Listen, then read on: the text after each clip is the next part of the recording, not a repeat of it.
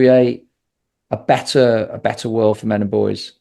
So it's quite lucky that I've had recently a moment of serious self-reflection with regard to approaching women. There is talk, I don't know what they're called, incels, I think. The incel movement. Yeah. Incel movement. You've got Andrew Tate, who I've never actually listened to a word he said, but he's been arrested for X, Y, and Z.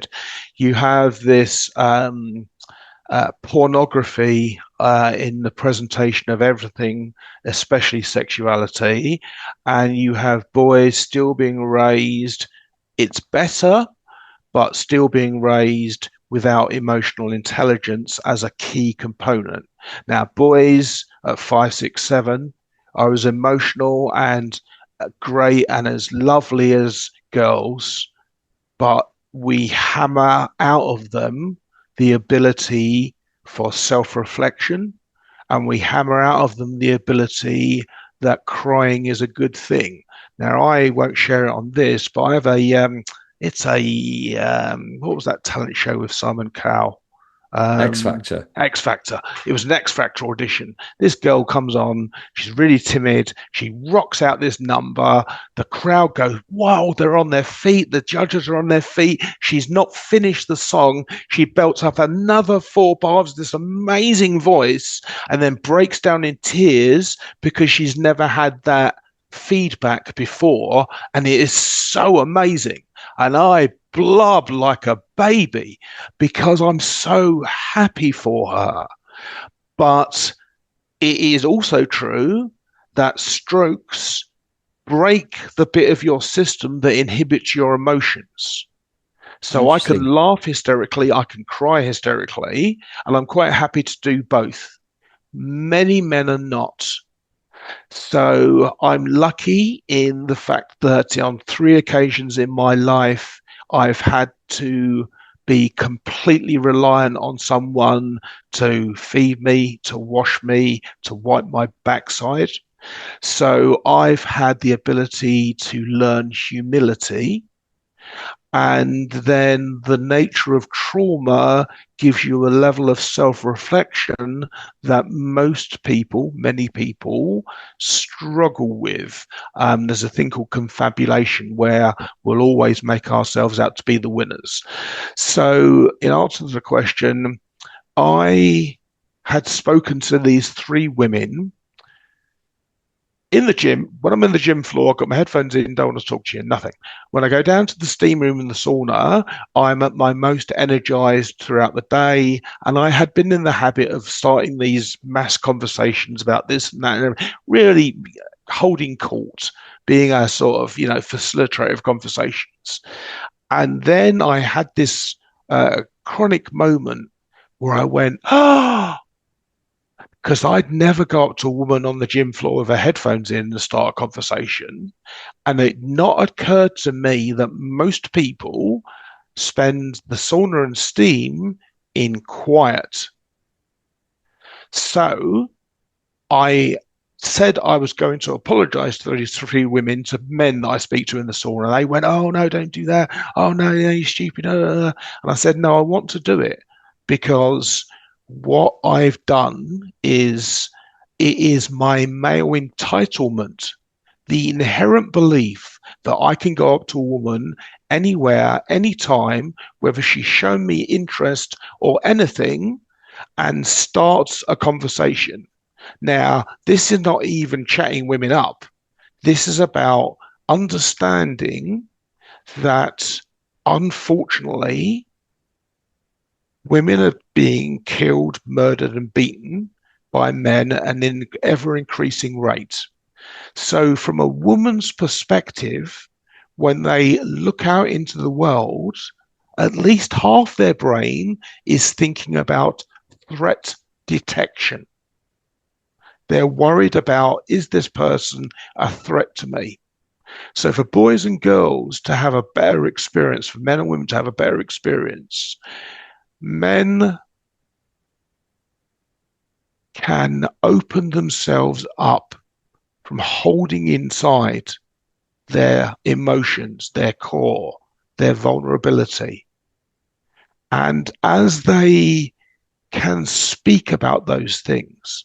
So I was chatting with a guy I went to school with the other day. Having a stroke affects your ability to get a hard on. And I said, yeah. And he goes, oh, I'm having that problem too. And he said, I've never admitted that to anyone before.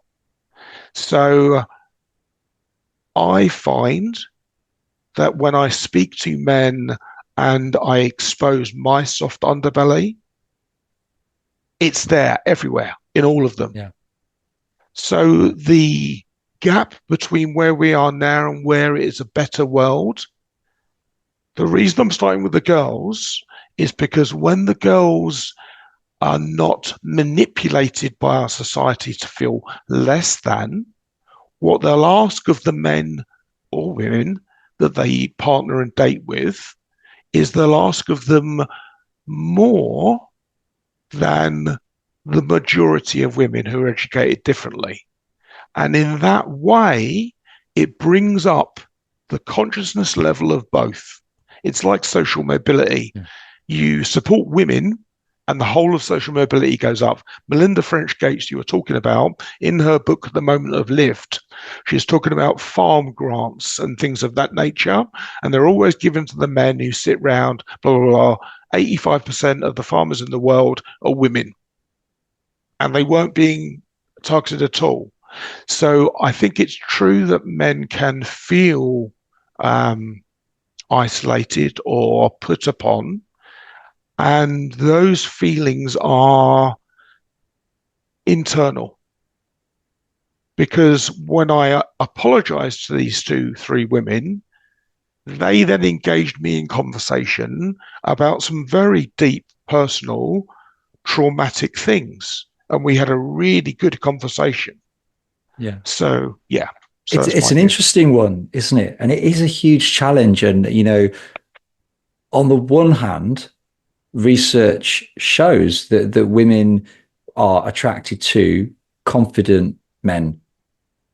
On the other hand, and we pick this up working with boys, teenagers, there is an increasing fear of approaching girls for being seen to be what will they think of me, false accusations. You know, so of course there are many women who suffer horrendously at the hands of men. And there are women as well where, you know, false allegations is not unusual. And so my concern as well is you have a group of women who are traumatized by what they've experienced. You have a group of women that very much play on that narrative. You have a group of guys who don't really know how to approach women anymore, made worse by the fact that they're on their PCs more than they would have been. They're not out socially as much as they would have been.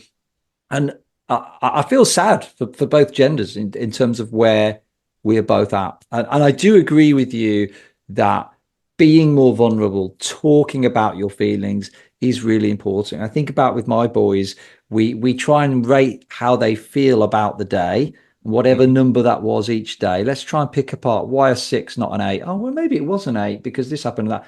You know, and we try to unpack things, but that takes time as a parent. Often I feel like I just can't be bothered to do it, but I remind myself it's really important. Unpicking their fights that they have, taking time as a parent to be present. What does your stopping enough look like? What does somebody else's stopping enough look like? This kind of, that takes time. And I think as people, we often feel that we don't have time. We're busy on our phones as well as adults, setting a terrible example to our children. And so I do think at the heart of this, whether you're someone that really passionately advocates for women and girls as a priority, or you're someone like me that passionately advocates for men and boys as my priority, where we can agree is actually psychological safety, being open and vulnerable is absolutely crucial. We need to teach those skills